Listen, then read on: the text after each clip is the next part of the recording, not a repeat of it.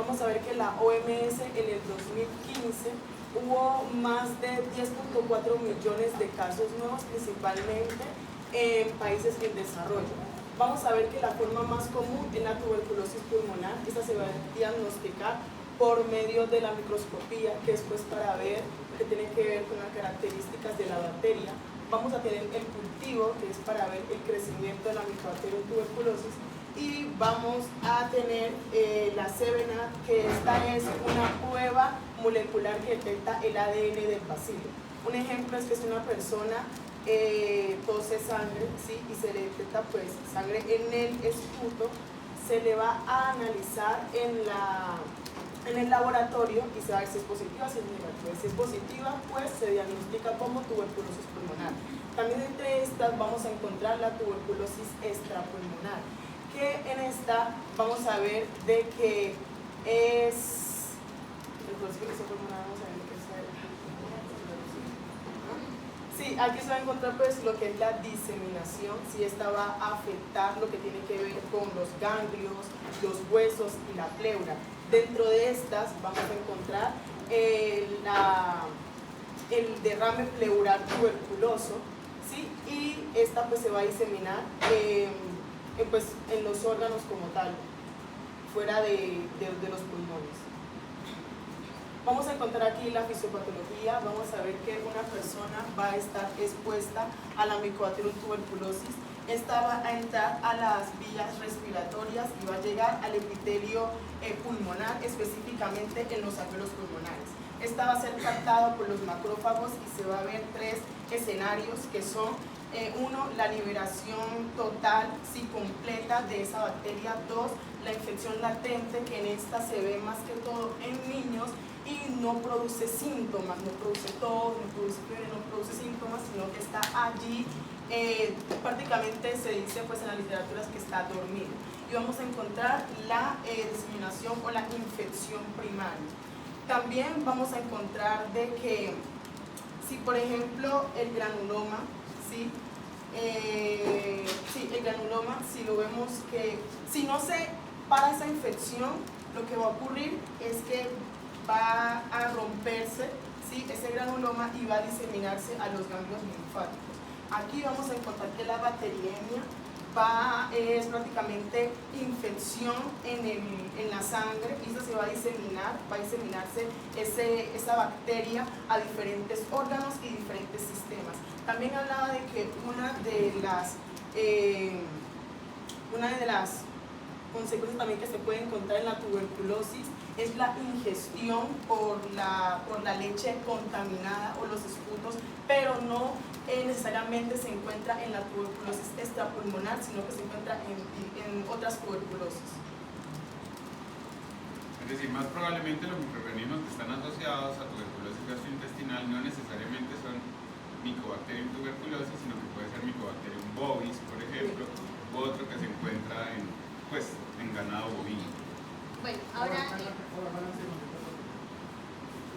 queda claro cómo es que se rompió el granuloma y el granuloma se rompió porque la bacteria logró romper el granuloma. La bacteria se rompió porque había una infección, porque si no si no se contrarresta esa infección, lo que va a pasar es que se va a romper ese granuloma y va a diseminarse a los ganglios linfáticos. ¿Alguien recuerda lo que vimos en la clase?